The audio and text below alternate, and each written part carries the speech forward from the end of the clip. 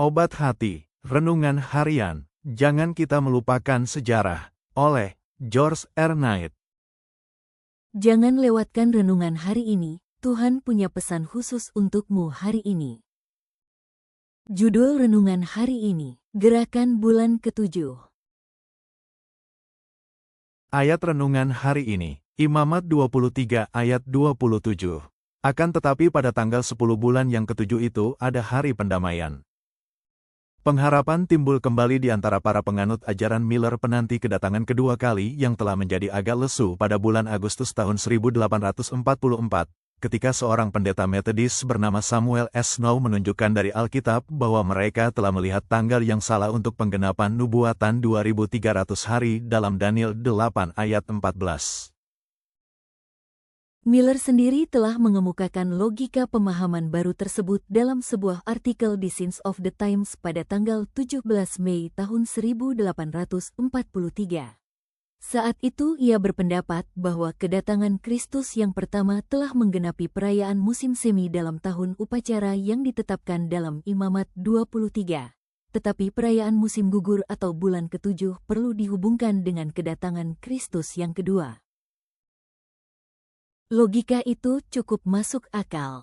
Bagaimanapun, persembahan buah sulung, yaitu kematian Kristus sebagai domba Paskah dan pencurahan Roh Kudus pada hari Pentakosta, semuanya telah terjadi seperti yang ada di Perjanjian Baru. Tetapi, tidak satu pun dari perayaan bulan ke-7 yang dikaitkan dengan masa panen telah digenapi selama periode Perjanjian Baru. Fakta-fakta tersebut mengarahkan Miller untuk menyarankan agar para pengikutnya menantikan bulan ke-7 dalam tahun keagamaan Yahudi untuk penggenapan nubuatan yang mereka identifikasi sebagai kedatangan kedua. Miller bisa saja telah mengembangkan argumen bulan ke-7 pada bulan Mei tahun 1843, tetapi ia mengabaikan masalah tersebut dan hanya merujuk pada penanggalan bulan pertama atau Paskah Yahudi. Namun, Samuel Snow mengikuti logika William sampai ke kesimpulan alamiahnya. Sambil menantikan kedatangan Kristus kembali pada akhir 2300 hari, ia meramalkan bahwa Yesus akan datang pada tanggal 22 Oktober tahun 1844, yaitu bulan ke-7 dalam tahun Yahudi, sebagai hari penebusan dosa.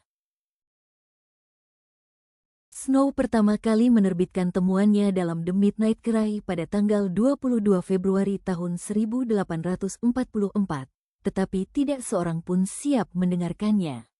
Baru pada Agustus, semua orang mulai mendengarkannya. Gerakan bulan ke-7 menggemparkan penganut ajaran Miller. Dalam terbitan The Midnight Cry tanggal 3 Oktober, George Storr menyatakan bahwa saya menulis dengan perasaan yang belum pernah saya alami sebelumnya. Tanpa diragukan lagi, dalam benak saya, hari ke-10 bulan ke-7 akan menjadi saksi penampakan Tuhan kita Yesus Kristus di awan-awan. Kita akan berada dalam beberapa hari menjelang peristiwa itu. Sekarang tibalah seruan tengah malam yang sebenarnya. Seruan sebelumnya hanyalah tanda peringatan.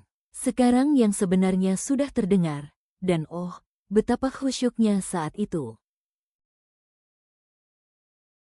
Kesimpulan, gerakan bulan ke-7 mengingatkan kita bahwa menanti Yesus berarti hidup dalam kesiapan setiap hari.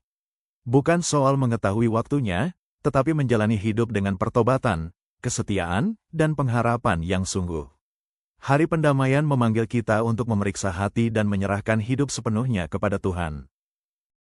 Doa hari ini, Tuhan, siapkan hati kami untuk selalu berjaga-jaga menantikan kedatangan Yesus. Sucikan hidup kami, perbarui iman kami, dan tolong kami hidup setia setiap hari.